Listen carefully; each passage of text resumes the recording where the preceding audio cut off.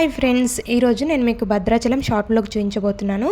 అసలు ఎప్పుడు అనుకున్నాము, ఎప్పుడు వెళ్ళాము, మళ్ళీ ఎప్పుడు వచ్చాము, ఎందుకు వీడియోస్ తీసుకోలేదు, ఎందుకు ఎక్కువ ఫొటోస్ దిగలేదు అని ఈ వీడియోలో ఎక్స్ప్లెయిన్ చేస్తాను. భద్రాచలం నేను ఇప్పటివరకు చూడలేదు, మా మమ్మీ మా తమ్ముడు కూడా చూడలేదు. మా డాడీ మేము చిన్న ఉన్నప్పుడు మా ఊర్లో టూర్స్ బాగా వెళ్ళేవాళ్ళు. ఇప్పుడు అన్ని టెంపుల్స్ చూసి వచ్చాడు, మాక్సిమం 15 years బ్యాక్ చూసి వచ్చాడు. సడన్ గా అనిపించింది భద్రాచలం వెళ్ళాలి అని. సరే ఇంకా లేట్ ఎందుకు, సాటర్డే నైట్ వెళ్ళి సండే దర్శనం చేసుకొని సండే నైట్ రిటర్న్ వచ్చేద్దాం అనుకున్నాం. ఫ్రైడే నైట్ అంతా ఓకే అయిపోయింది. సాటర్డే మార్నింగ్ లేచేసరికి ఇంకా లేవలేనంత ఫీవర్ వచ్చేసింది. నాకు క్యాన్సిల్ అవుతుందేమో అనుకున్నా, కానీ ఇదేదో దేవుడు టెస్ట్ పెడుతున్నట్లున్నాడని చెప్పి ఏదైతే అదైంది, ఖచ్చితంగా వెళ్ళాలనుకున్నాం కాబట్టి ఇంకా వెనకాడుకు వేసేయలేదని చెప్పి మా వాళ్ళకి నో ప్రాబ్లం, నేను టాబ్లెట్ వేసుకుని వచ్చేస్తా అని చెప్తే వాళ్ళు బస్ ఎక్కి స్టార్ట్ అయిపోయారు. నైట్ 6:30 వరకు MGBS వచ్చేసారు. నేను 7:30 వరకు MGBS వెళ్ళాను. ఎగ్జాక్ట్ గా 9కి బస్ ఎక్కితే తెల్లవారుజామున 3 గంటలకి భద్రాచలంలో దిగిపోయాము. మార్నింగ్ 7కి లేచేసరికి నేను కనీసం ఐస్ ఓపెన్ చేయలేకపోతున్నా, కూర్చోలేకపోతున్నా, నిలబడలేకపోతున్నా. ఐస్ నుంచి వాటర్ వస్తున్నాయి, ఎండ చూడలేకపోతున్నా, హెడ్ఏక్ ఉంది. అదిలో స్నానం చేద్దామని వెళ్ళాము,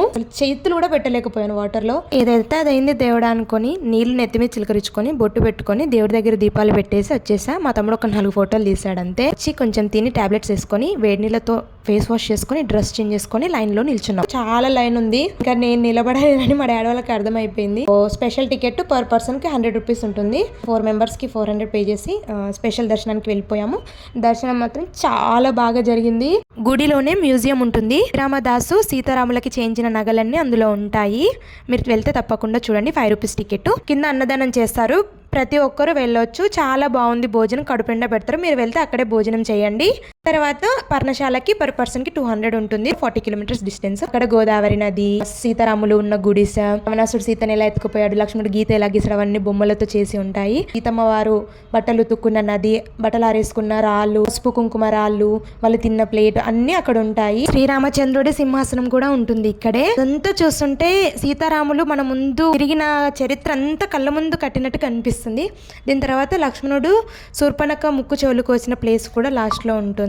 సీతారామచంద్రులని కల్లారా చూసుకొని మనసారా మొక్కుకొని వాళ్ళ చరిత్ర చెవులారా విని వాళ్ళందరినీ చల్లగా కాపాడమని మొక్కుకొని మళ్ళీ రిటర్న్ బయలుదేరిపోయాము. నైట్ 7కి రిటర్న్ బస్ ఎక్కితే జమున 3 గంటలకి MGBS వచ్చాము. ఆటో బుక్ చేసుకుని రూమ్కి వచ్చి పడుకున్నాము. నెక్స్ట్ డే ఆఫ్టర్నూన్ మా వాళ్ళని ఇంటికి పంపించేసా. ఇంతే ఫ్రెండ్స్, బాయ్.